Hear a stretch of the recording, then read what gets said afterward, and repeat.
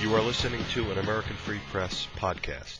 Joining me on the line is Mark Anderson from Austria. He's covering Bilderberg, and this is our fifth audio interview. Mark, thanks for joining us again. Yeah, great to be back, Dave. The protests happened today. Some interesting dynamics, that's for sure. Great. I was going to ask, we spoke actually yesterday at about 6 o'clock in the morning Central Time. Right now it's about 11:15 in the morning Central Time, so we spoke 29 hours ago. So why don't you let listeners know what happened in those 29 hours over there in Innsbruck, Austria? Sometimes I forget where we left off and what I covered. It's such a flurry of activity and lack of sleep here and there. But as of yesterday afternoon, here in Austria local time, which is 6 hours later than Eastern Time U.S., just to give people a perspective, we were able, as I think I mentioned, to get closer to the Interalpen Hotel. Beyond the first checkpoint, the police loosened up, let us up there. I'm doing a little overlap here. And near the gate, I met the policeman that first spilled the beans that they were meeting here at all in the first place in Austria. There were like 50, 60 protesters and alternative media there. We Are Change Rotterdam, they gave me an interview, and some others did as well. But then today, the initial talk was the big protest here in Telfs, Austria, near Innsbruck, at the foot of the mountain where the Bilderbergs are meeting. The initial talk was there'd be a big protest tomorrow. Well, it turned out to be today. The people I talked to, and by my own observation, it turned out to be 250, 300.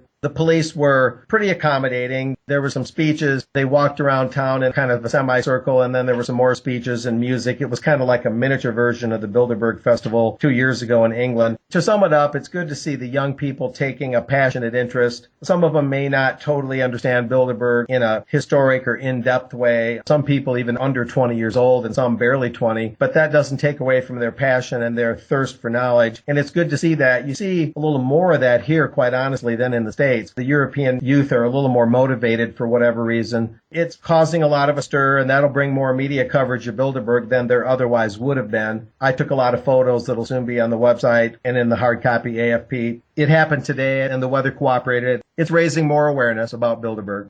Okay, so you said there were about 250, 300 people there, mostly young people. Mm-hmm. And when did this happen? What time did it start? What time did it end?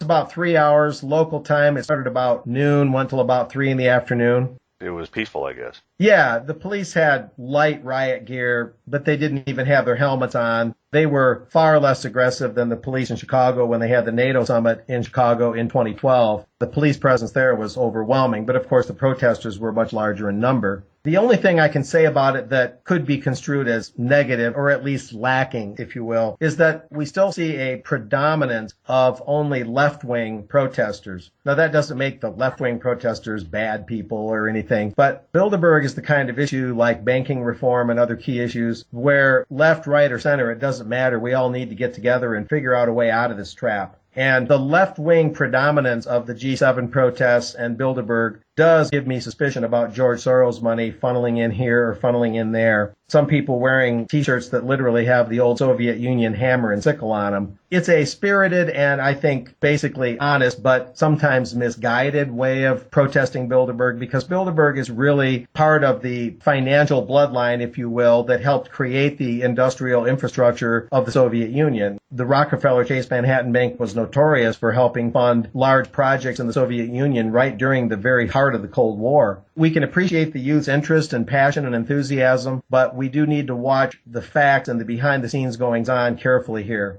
The protest was in Telfs, right? Yes. Okay, and that's several miles away from where the Bilderbergers are at the Interalpen Hotel. Yeah, I mean, if you count every kilometer, you're probably talking 7-8 kilometers by the time you get all the way up that hill through the one edge of town. But it's going to get the message out. RT, Russia Today, was there. I hadn't seen them here yet, but I did today. I tried to get a chance to speak. I wanted to talk about the banking dilemma because with the right kind of monetary reform and the right kind of financial changes, groups like Bilderberg would lose their grip on the people and their grip on the system. But the young gal organizing it was concerned that I was too right-wing or I wasn't left-wing enough. I said to her, well, isn't this where we all just kind of get together and forget about what wing we are? And even that didn't win the argument. I just wanted to make a few comments, and I explained to her that AFP has the deepest roots in Bilderberg of all the media, although many media do a very good job, alternative and otherwise here. But we go back to the 50s, counting Liberty Lobby, literally when Bilderberg began. But even that didn't sway her, and I wasn't left-wing enough. Well, you know what they say, Mark. Youth is wasted on the young.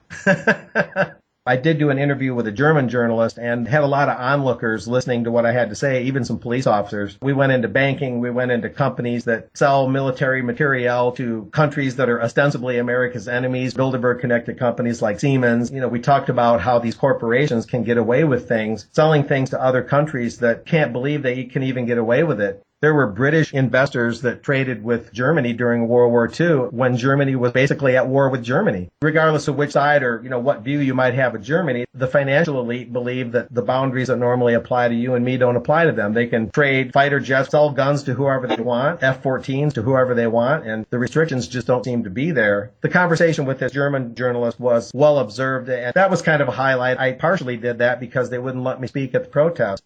Well, you're not young enough and stupid enough. See what you could do about that. Yeah, I see that article here on RT. Protesters slam Bilderberg big boss elitist summit for lack of transparency. And of course, it is filled with photographs and videos of the protest, be that as it may. And I see there are some non-young people there, so older people there. Yeah, some. Besides RT, which of course has a long history of trashing stuff like this, and the United States as well, and some of it legitimate criticism, of course. But besides RT and American Free Press, did you see anybody else out there in the way of the mainstream media, or how about our bullhorn friend Alex Jones? No, I heard that Alex's reporter, Paul Joseph Watson, was there, but I didn't see him myself. No, Alex was ubiquitously absent this year in the places I've been where you would normally expect to see him. And I don't know why. That's kind of where we're at. The protests have happened, and we'll probably do a wrap-up tomorrow, article-wise and or podcast-wise, to give it a wrap online, and then the rest will be in hard copy. Excellent. So today is basically the last full day of Bilderberg, because tomorrow, what do they break up after breakfast?